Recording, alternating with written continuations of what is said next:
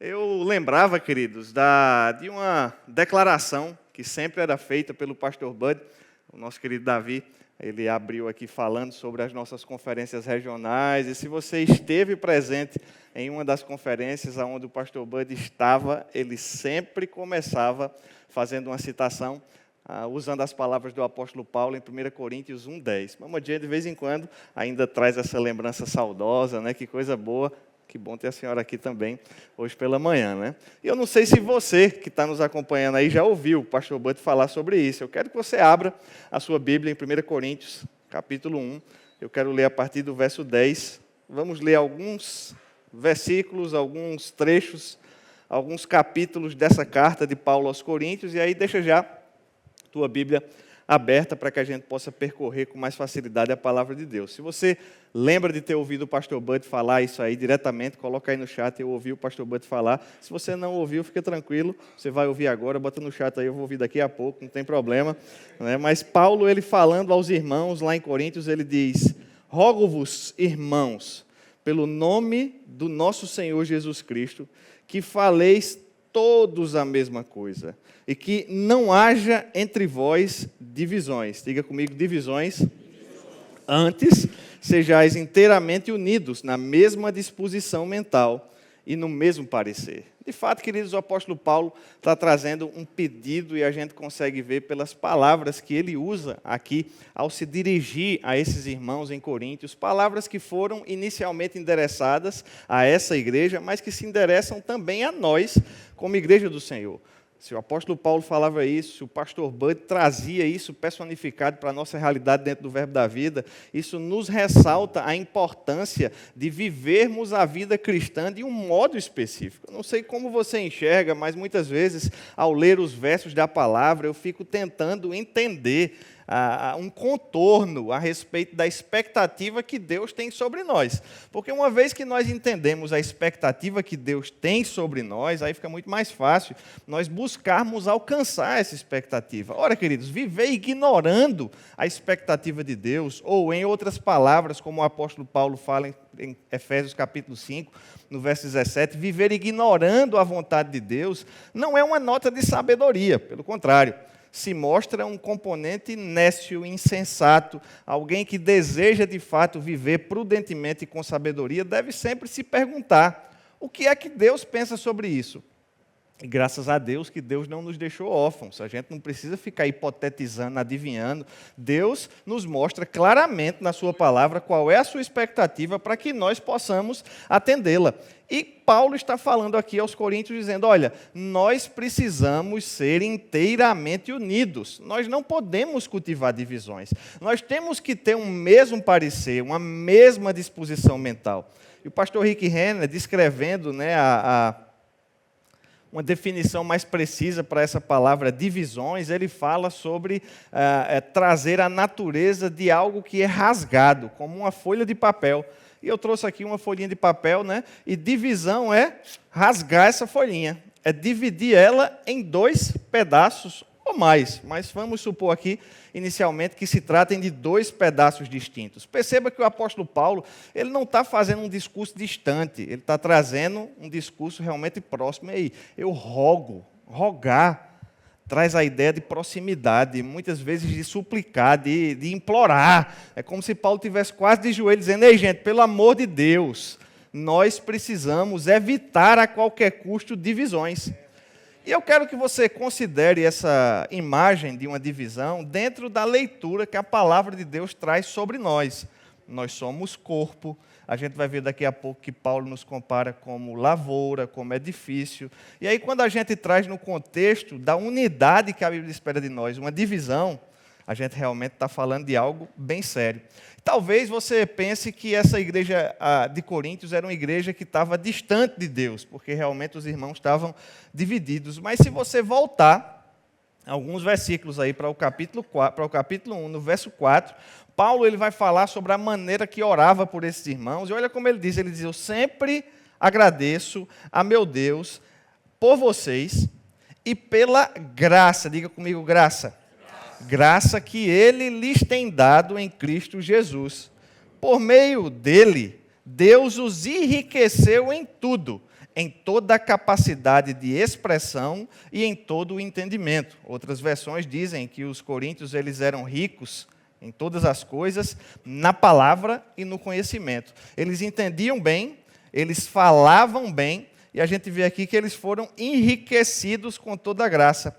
A mensagem, verso 6, a respeito de Cristo, de fato se firmou em vocês, uma vez que nenhum, diga comigo, nenhum, olha que palavra forte, nenhum dom espiritual lhes falta, enquanto esperam ansiosamente pela volta do nosso Senhor Jesus Cristo. O apóstolo Paulo continua, mas a gente consegue ver, por esse trecho, e entendendo o decurso das instruções que são trazidas ao longo da carta, que essa igreja era uma igreja que tinha abundância de dons. De fato, no capítulo 14, o apóstolo Paulo vai dizer, espera aí, tem que ir com calma, porque tem dom demais. É muita palavra de conhecimento, é muita palavra de sabedoria, é um atrapalhando o outro, um passa por cima. Vamos ser pelo menos só 2 ou 3, tem calma. Por quê? Porque era muito dom. Mas, ao mesmo tempo, nos parece que o ambiente fraternal, logo como veremos na sequência do verso 10, não estava tão bacana assim. E talvez você pense, Tiago, mas será que não era apenas um conselho preventivo? Será que o apóstolo Paulo não estava satisfeito com o ambiente de dons e dizendo assim, ei, cuide da unidade, para que isso não venha comprometer? De fato, se a gente ler a continuação do verso 10, no verso 11 em diante, o apóstolo Paulo ele vai falar, rogo-vos, irmãos, pelo nome do nosso Senhor Jesus Cristo, que faleis todos a mesma coisa e que não hajam entre vós divisões. Antes, sejais inteiramente unidos, na mesma disposição mental e no mesmo parecer. Pois, verso 11, a vosso respeito, meus irmãos, fui informado pelos da casa de Cloe de que há contendas entre vós. Refiro-me ao fato de cada um de vós dizer, eu sou de Paulo, eu sou de Apolo, eu sou de Pedro, eu sou de Cristo. Acaso está Cristo dividido? Foi Paulo crucificado em favor de vós? Ou fostes, porventura, batizados em nome de Paulo? Então, de fato, queridos, a gente consegue ver que existia, sim, nessa igreja de Coríntios, o que, gente? Divisões. Não é por outra razão que o apóstolo Paulo ele usa, olha as palavras, inteiramente unidos. Porque você pode estar unido com essa galerinha aqui, mas se não tiver inteiramente, não atende aquilo que a palavra está falando. Ele fala sobre mesmo parecer. Você pode cultivar um parecer comum com esse pessoal aqui, e esse outro pessoal tem outro parecer, mas não é isso que a Bíblia está dizendo. A gente precisa ter um mesmo parecer. Não se trata apenas de ter uma disposição mental comum com um grupo com o qual, naturalmente, você tem afinidade. Talvez os de Apolo, talvez os de Paulo, talvez os de Pedro. Ah, não, mas eu sou de Cristo. Você precisa estar na mesma, nós precisamos estar na mesma disposição mental. É interessante, queridos, que essa declaração a respeito dos dons, não lhes falta nenhum dom. Ela é, sem dúvida, a declaração a respeito de dons sobre uma igreja das mais contundentes do Novo Testamento. Entretanto, a gente vê que o ambiente ele não estava realmente tão favorável assim, atendendo à expectativa de Deus. Essa palavra, não vos falte algum dom, ou nenhum dom espiritual lhes falta, dá a ideia de que em matéria de dom, essa igreja não ficava devendo a ninguém. Agora, olha que coisa interessante, esse verso 7 do capítulo 1, a Bíblia King James tem um comentário adicional no verso, e o comentarista ele vai dizer assim, a palavra grega original para dom é carisma ou charisma, né? E ressalta em seu significado que os dons são resultados da graça de Deus. Olha que coisa maravilhosa, existe uma graça de Deus sobre nós que se manifesta através de dons. Em seu significado, esses dons capacitam os cristãos para ministrar ao corpo de Cristo e ao mundo. Olha essa última frase do comentário. Os crentes recebem a capacidade de suprir todas as necessidades da igreja por meio do Espírito Santo. Ou seja, a graça de Deus que recai sobre nós, gente, ela nos habilita a suprir necessidades de quem? Eu vou ler de novo, porque eu acho que a transição do microfone, né, deixou todos nós assodados nesse momento. Mas os crentes, eles receberam a capacidade de suprir, pela graça, todas as necessidades da igreja. Você percebe que a graça de Deus que flui sobre a sua vida, que recai sobre você, que é confiada a você, não é para suprir uma necessidade sua, mas é para suprir uma necessidade do corpo, da igreja. É por isso, queridos, que não faz sentido a gente estar dividido, a gente estar separado. E essa palavra, essa divisão, ela vai ser suprida quando nós estivermos o quê? Inteiramente unidos. Falando sobre essa palavra, essa expressão, inteiramente unidos, o pastor Rick Renner, e a gente recorre com facilidade e frequência à sabedoria, né, e conhecimento grego do pastor Rick Renner. Você pode também ter acesso a essas pérolas lá no verboshop.com.br, os livros Pedras Preciosas e também o comentário bíblico Tiago e Judas. Não é o livro que a gente está usando hoje, mas a gente crê que ele vai chegar logo, logo em 1 Coríntios também, certo? Mas veja bem, essa palavra inteiramente unidos, ela dá um contraste com divisão. E ela é uma palavra de cunho militar que caracteriza uma insurreição interna como que uma guerra civil. Ou seja, quando a gente não está inteiramente unido, parece que a gente está vivendo um ambiente de guerra civil. E esse ambiente de guerra civil, ele é triste, sabe por quê? Porque numa guerra civil, irmão levanta arma contra irmão.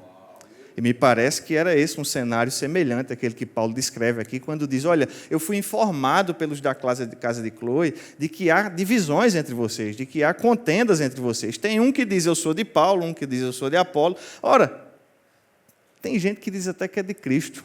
E a gente pensa às vezes assim, não, esses aí deviam estar certos, né? Porque esses é de Cristo, né? Mas muitas vezes a gente está certo no objetivo, mas errado no método, errado na forma. Porque se você tem o objetivo de chegar no lugar certo, mas você cultiva a estratégia errada, de que adianta chegar em Cristo dividindo?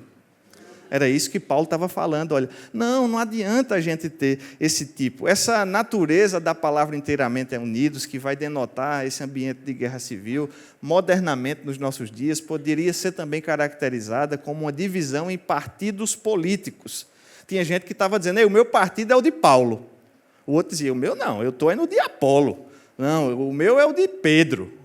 Eu gosto de pescar, eu gosto da praia, eu gosto do lazer, eu gosto da maresia, né? Eu sou de Pedro. Não, mas eu sou de Cristo. Né? Esse de Cristo é o super espiritual. Agora eu fico pensando, quais são, queridos, os nossos partidos políticos hoje em dia? Porque talvez a gente não diga, não, porque eu sou de Paulo, eu sou de Pedro, eu sou de... Não, mas talvez a gente diga, não, eu sou da palavra. E a gente acha que é uma coisa maravilhosa, né? Mas o partido da oposição ao da palavra é o quê? Não, eu sou do Espírito. Eu sou da palavra, eu sou do Espírito. Olha que coisa interessante. Para as coisas certas, às vezes a gente adota uma atitude errada. E aí a gente acaba comprometendo o meio de campo. Não, é porque eu sou, na hora do louvor, eu gosto de pular. Eu sou dos que pulam. Não, eu sou daqueles que são contritos de coração. Qual é o nosso partido político? Às vezes é na doutrina, não, é porque eu sou da prosperidade. Não, eu sou da caridade. Eu gosto de ajudar as pessoas. No meu coração, eu sou da justiça social. Eu não tenho como ver os fragilizados e aí ver alguém prosperando e enriquecendo. Mas a Bíblia diz que Deus nos fez para enriquecer em toda generosidade. Ou seja, dá para ser da prosperidade e da justiça social se você for da palavra. Agora, a questão é que, às vezes, a gente fica em busca de motivos, o quê? Para divergir, gente. Quando, na verdade, a gente tem muito mais razões para convergir. Agora, talvez o seu partido político, nos dias de hoje, seja, de fato, um partido político. E aí, às vezes, a gente diz, não, porque eu sou mais à direita, enquanto eu sou mais à esquerda. Será que esses procedimentos mundanos, ou essa natureza mundana, ela tem condição de nos fazer comprometer a unidade que Deus espera para nós? Não é porque eu sou centro, esquerda, meio, direita, a próxima, né? É difícil até. Agora, sabe o que é que Paulo diz que isso representa? Vai lá para o capítulo 3, avança um pouquinho aí, 1 Coríntios capítulo 3. Mesma igreja, mesmo contexto, você vai ver ainda que Paulo está falando do mesmo assunto. E ele continua e diz, irmãos, eu, porém, capítulo 3, verso 1, não pude falar a vocês como a pessoas espirituais, e sim como a pessoas carnais, como a crianças. Aquela igreja que tinha mais dom do que gente, porque Paulo estava dizendo, só 2 ou 3, tinha mais dom do que gente. Paulo está dizendo, olha, eu não pude falar a vocês como a espirituais, mas como a carnais, como crianças em Cristo. Eu lhes dei leite e beber. Não pude alimentá-los com comida sólida, porque vocês não podiam suportar, nem agora podem, porque ainda são carnais. E aí ele vai dizer por que ele está dizendo que os irmãos ainda são carnais. E são palavras fortes, você há de convir comigo, né? Mas graças a Deus que a Bíblia vai nos explicando aqui para que a gente possa evitar esse tipo de coisa. O intuito da Bíblia aqui é nos mostrar esse cenário para que a gente possa pular fora dele. E eu não. Porque ainda sois carnais. Verso 3. Porque se há ciúmes e brigas entre vocês, será que isso não mostra que são carnais e ainda andam segundo os padrões humanos? Uma outra versão diz, porque ainda sois carnais, pois havendo entre vós inveja, contenda e divisões. Não sois carnais e ainda andam contra os homens? Essa palavra inveja, ela é bem interessante aqui nesse contexto, porque ela pode ser definida como um desejo intenso de fazer prevalecer a própria opinião em detrimento de todos os demais. Já viu aquela pessoa que, quando gosta de uma coisa, ela quer convencer o mundo todinho de que só ela está certa e o mundo todinho está errado? Pronto, é essa palavra aqui, invejas. Agora, quando a gente vê esse comportamento, a Bíblia está trazendo uma progressão aqui. Uma inveja vai levar a uma contenda, e a contenda ela vai trazer o quê, gente? Divisão. Então, como a gente não chega na divisão? A gente evita a contenda, e aí, para evitar a contenda, a gente evita o quê? A inveja, que seria, numa definição mais fácil de nós compreendermos, algo como autopromoção. Um componente da inveja é também a autopromoção. Não, a minha opinião é que precisa prevalecer. Ei, agora, veja bem, se você gosta de feijão, está tudo bem gostar de feijão. Agora você não precisa criar o time do feijão, eu sou do feijão. Porque se você só come feijão, não, eu gosto mais do arroz. Né? Aqui tem uma brincadeira que a gente faz, porque você que está aí nos assistindo, talvez você seja do time que bota o feijão embaixo do arroz, mas também tem o time que bota o arroz em cima do feijão. Ao contrário, né? No caso, tem gente que bota primeiro o feijão, depois tem gente que bota primeiro o arroz. Aqui no Nordeste, na Paraíba, e os conterrâneos aqui, tem alguns conterrâneos aqui, né? Talvez a gente tenha que fazer um censo aí para ver se tem mais conterrâneo ou mais importado, né? Mas aqui na Paraíba é mais comum a gente colocar o feijão embaixo. E aí depois vem o arroz ou a farinha, né? Mas aí Raquel chegou lá em casa com a ideia de que primeiro vem o arroz. Né? Você vê que tem uma certa adesão também aqui na... E sabe que eu acabei achando que o jeito dela é mais legal? É. Então, hoje eu mudei o meu hábito alimentar. Eu cresci aqui, sou paraibano, né? Foi o feijão primeira vida todinha, mas hoje eu consegui compreender a beleza, né, do arroz primeiro ali. E aí ele consegue conter, de certa forma, um derramar do feijão, né? E aí a gente consegue dividir melhor o prato. Mas está tudo bem, gente. Você pode ser do arroz, pode ser do feijão. Agora, não, se comer só feijão a vida toda, está errado também. O que Paulo está dizendo não é que ninguém pode ter uma preferência por Paulo, que fala de um jeito, que é muito diferente do de Pedro, que era pescador, que é diferente do de Apolo, que era um judeu de Alexandria, eloquente em palavras. Está tudo bem gostar mais de um, gostar mais de outro, não é problema. A questão é quando a gente sai do gostar e passa para o eu sou do. Porque quando a gente faz eu sou do, a gente se coloca num time. Só que quando a gente se coloca num time, a gente divide, porque não dava para ser um time se todo mundo está no lugar só, não tem time. Aí, quando a gente está num time, a gente está dividindo. Eu sou de Paulo, não, eu sou de Apolo, eu sou do feijão, eu sou do arroz. Ei, está tudo bem gostar de feijão, mas se você comer feijão, só feijão, todo dia, o tempo todo, vai dar alguma dificuldade nutricional, aí vai faltar alguma coisa. Porque Deus nos criou diferentes, Ele fez a nossa nutrição oriunda de uma composição. Então, a gente precisa entender que as nossas diferenças não são um problema, mas são fruto da graça de Deus que flui sobre nós, que tem o objetivo de suprir não a nós mesmos, mas, como a gente viu, tem o objetivo de suprir quem? A igreja do Senhor. Ou seja, a igreja do Senhor precisa das nossas diferenças, das diferentes graças que fluem sobre nós. Então, se você é diferentão, fique tranquilo. Diferentão, assim, dentro da palavra, né? Bota aí um filtro aí para você também não ficar extremamente, né? Mas, veja bem, Paulo vai seguir o raciocínio e ele diz, olha, verso 3, porque se há, verso 3 do capítulo 3, se há ciúmes e brigas entre vocês, será que isso não mostra que são carnais e ainda andam segundo os padrões humanos? Aquela igreja que tinha uma superabundância de dons, estava sendo classificada não só como carnal, mas como mundana. Ou seja, ela tinha o hábito de proceder segundo o mundo, segundo os homens. Quando alguém diz, verso 4, eu sou de Paulo, percebe que Paulo está falando da mesma coisa, porque a gente acabou de ler no capítulo 1 que ele está dizendo, eu sou de Paulo, eu sou de Apolo. A gente volta para o capítulo 3 agora, ele continua com o mesmo raciocínio. Porque se alguém diz, eu sou de Paulo, eu sou de Apolo, não é evidente que vocês ainda estão andando segundo padrões humanos, ou segundo o mundo? Quem é Apolo? Quem é Paulo? São servos por meio de quem vocês creram. Isso conforme o Senhor concedeu a cada um. Perceba que o Senhor concedeu a Paulo, percebe que o Senhor concedeu também a Apolo. Então, por mais que a sua opinião, gente, seja maravilhosa, rica, Deus pode ter concedido a outra pessoa também.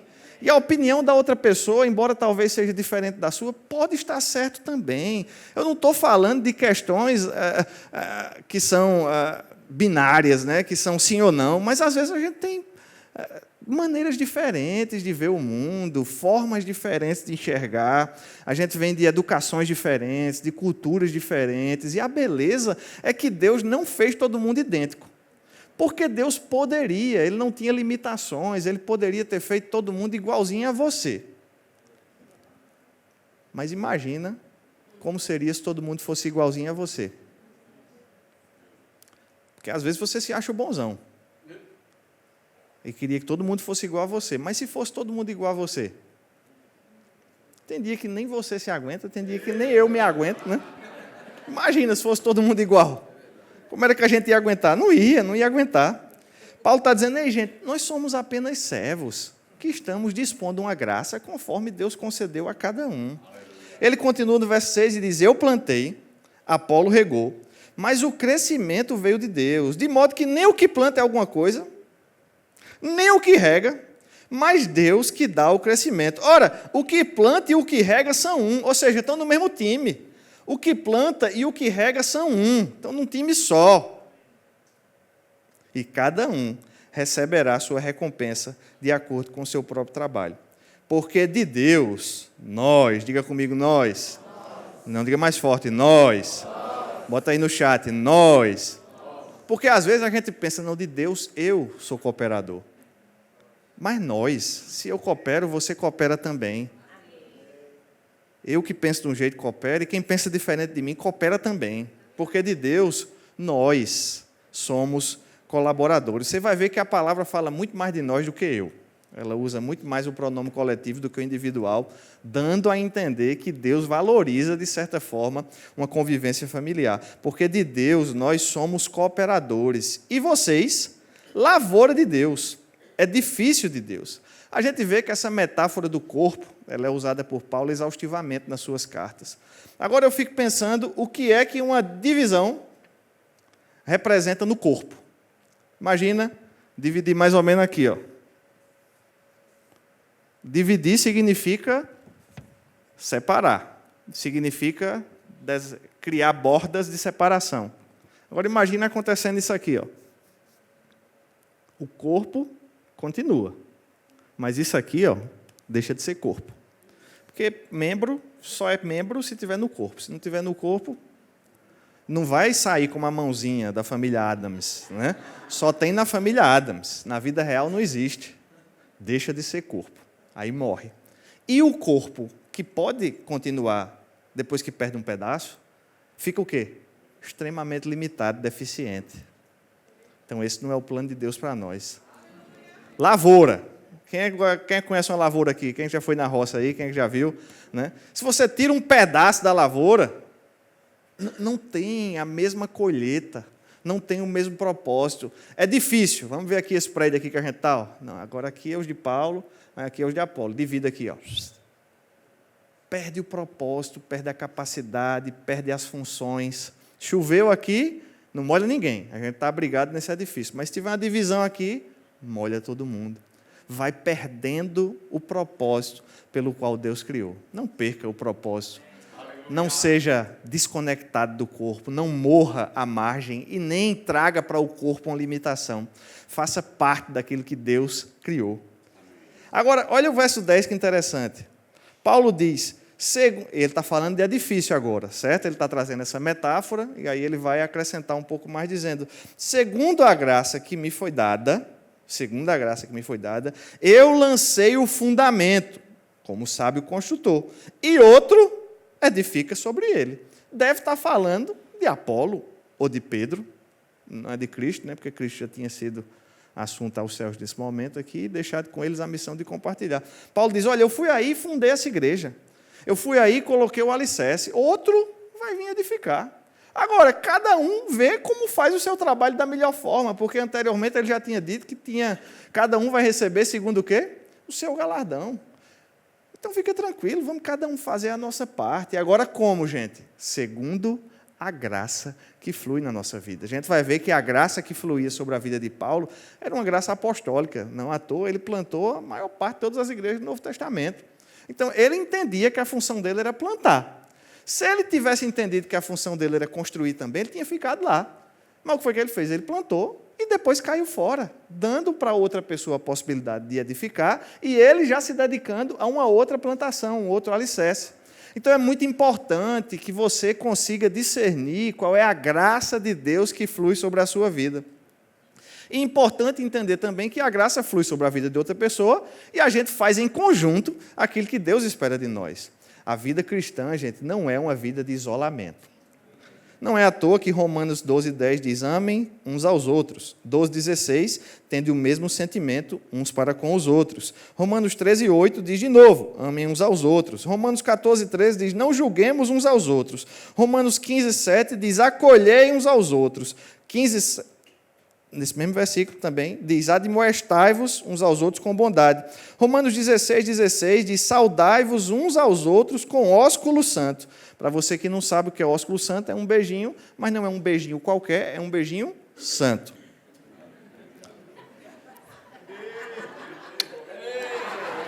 Primeira Coríntios 16:20 diz de novo: saudai-vos com ósculo santo. 2 Coríntios 13:12 diz: saudai-vos com ósculo santo. Talvez, pela boca de 3 testemunhas, possa convencer você de que esse afeto ele faz parte da vida cristã. Gálatas 5:26 diz: não provoquemos uns aos outros. Efésios 4:2, suportai uns aos outros. Efésios 4:32, sede benignos uns para os outros e perdoai uns aos outros. Efésios 5:21, sujeitando-vos uns aos outros. Colossenses 3:9, não mintai uns aos outros. 1 Tessalonicenses 4:9, novamente, amai uns aos outros. 1 Tessalonicenses 4:18, consolai-vos uns aos outros, e 1 Tessalonicenses 5:11, consolai-vos uns aos outros mais uma vez. E isso só nas cartas de Paulo, uns aos outros. Não dá para viver sozinho.